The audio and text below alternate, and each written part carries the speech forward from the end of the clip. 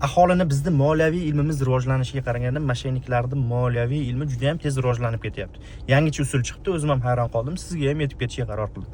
Xullas, qanaqa bo'ladi bu?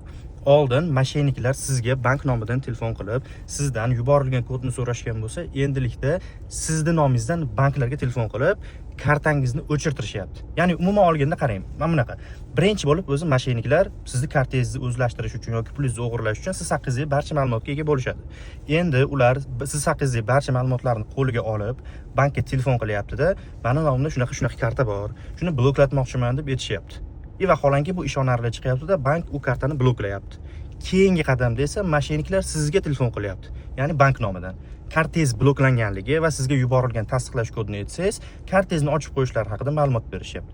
Buni ham qarasangiz, bu ham ishonarli. Rostdan kartangizga qaraysiz, bloklangan, bank xodimi ekanligiga ishonasiz, sizga yuborilgan kodni aytasiz, bo'ldi. Shu joyda moshenniklarning ishi tugaydi.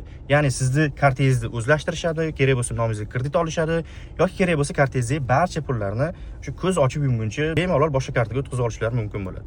Shuning uchun doim aytib kelganman.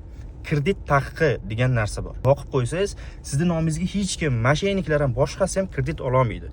Shuning uchun bu videoga ozgina e'tibor beringda. Shunaqa ma'lumotga ehtiyoji bor yoki moliyaviy ilmi nisbatan kamroq bo'lgan yaqinlaringizga bu narsani yuborib qo'ying, albatta foydali bo'ladi.